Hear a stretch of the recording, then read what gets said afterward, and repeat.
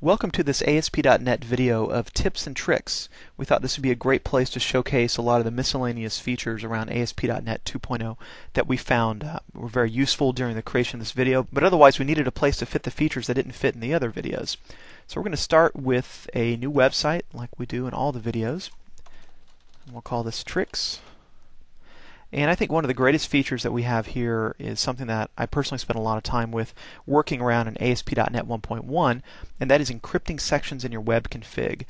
If you recall, if you've seen the data video, the web config, the connection settings area, is where we store the connection information for our database. Now, frequently you might have a username and password in here, and that's kind of the Achilles heel because you have to store the password information in clear text.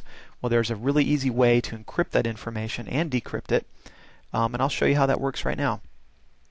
So we'll start by first creating, let me add a new page just for this piece. So we'll create a new web form that will use the protected section of the web config. And let's see, we need some data to work with. I already have a connection to a separate machine that has a database installed on it. So I'll drag the customers table over. And by doing this, I'll get a data grid and also a SQL data adapter. Now if I switch to the web config file, you'll see that the connection string was added automatically here. But look at the connection string. It's not a very good one. It's not using integrated authentication. It's using the old SQL Server style with a user ID and password. So we would like this information to be encrypted. So let's go back to the page. Let me remove some of the columns. We just don't need to see all of this. Okay, that's good. Okay, I need two buttons. The first button will enable the encryption on that section of the web config, encrypt, and my second button will turn it off. So I'll make this one clear. So let's add the handlers for both buttons. I'll just do it quickly by double-clicking on both. And I'm going to bring in some code I have sitting around here in this notepad. Let me copy this and paste it in, and I will explain it.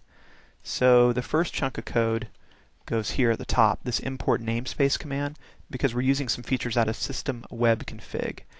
And then we have a function called encrypt config that takes a boolean, true or false, and we'll call that, I think the first button enables encryption, encrypt config true, and encrypt config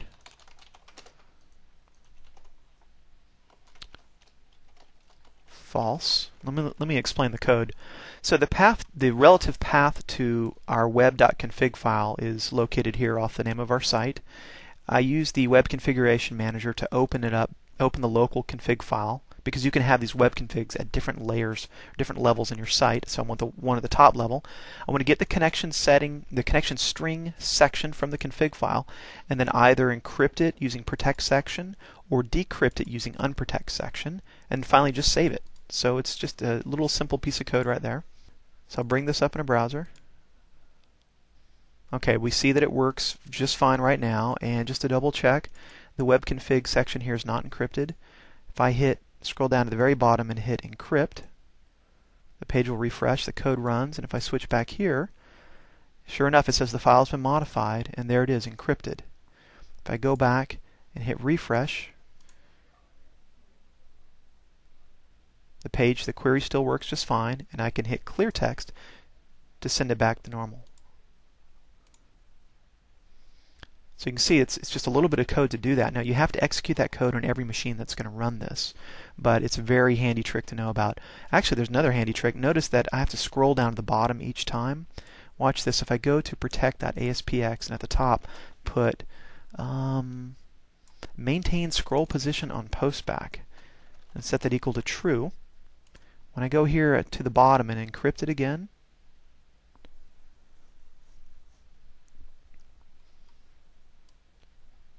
and then go try clear text, notice now it's keeping it at the bottom.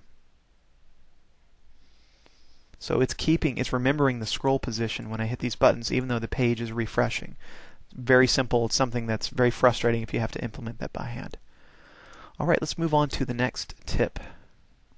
So I don't need these two areas anymore. we're going to talk about something called cross-page posting. And for that I need two pages. Page 1 and page 2. Page 2. Now on the first page we want to have a simple form. And what we'll do, we'll take the contents of this text box and whatever we select in this calendar control and pass those two values to another page, page 2. Now normally you would have to do this trick using some kind of session variable. So the button click would be handled inside page 1.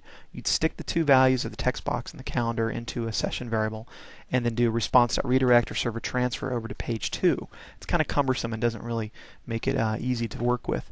What we have to do instead is just go to the button and find the postback URL and map that to page2.aspx. And I think that's actually all we have to do for this page. Let me save it. Now go to page 2. This is the page we want to, we'll spit something back out showing you what you typed in that label.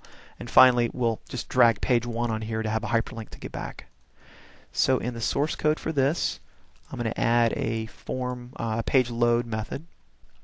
So we'll execute this body of code if the page is not in the postback state. And we'll set the label 1 text equal to, and so you can see where the problem is. We want to set this equal to data coming from the other page. So I'll set up a string.format just to make it clean. I'll say hello 0, you clicked on 1. Now here's where we need to reference the controls from the previous page. And just as you would expect, there's an option here called previous page. I do find control and I want the text box 1. Now it doesn't know what it's returning text box 1 as. In fact, let me do this because this code is going to get a little bit complicated. Let's put it right here.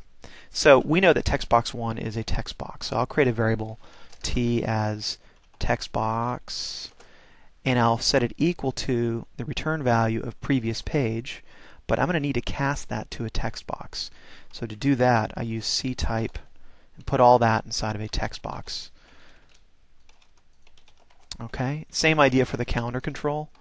I'll set that equal to the control on the previous page, find control, calendar 1, and cast that to a calendar. I'm not sure if this is case sensitive, but I'll put that t like that. Okay, now I have access to t's text value and the selected value for the calendar, which I believe is selected date. So we'll see if this works.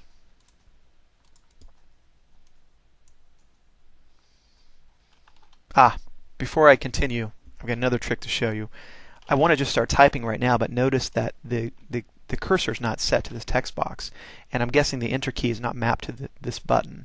There's a quick thing you can do to fix that, and this is new with ASP.NET 2.0. Inside the form tag, you can now set a default button and a default text box, and it will set the focus for you.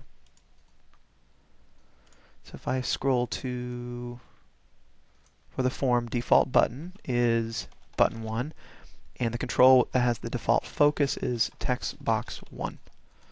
Much better. So let's bring this up in the browser. Now I can start typing right away without setting the caret. If I hit enter, it goes straight to the page. You can see, oh, I probably should have selected something. Let me try that again. So January 31st, Scott. There. So you can see we did the cross-page posting and we were able to enable something I really like, and that's the default button and default focus. Okay, so let me bring up default.aspx and we'll do the rest of our work here. The first thing I want to show you, let's see, this demo will be about using the bulleted list control. So I'll just give a little header section there. So if we look down here, we have this thing called bulleted list, and this is new. I can tie it directly to a couple of items that I just add here. Let's say it's a list of hyperlinks. So the text could be Microsoft, and I'll have the value be Microsoft.com. And for now, I'll just have one entry in there. If we go into the properties for that control, I can have it interpret the value items as a hyperlink. And that is under display mode. I'll make them hyperlinks. Show you this in a browser. You can see it just changed it to an underline, and you can see this will go to Microsoft.com if I click on it.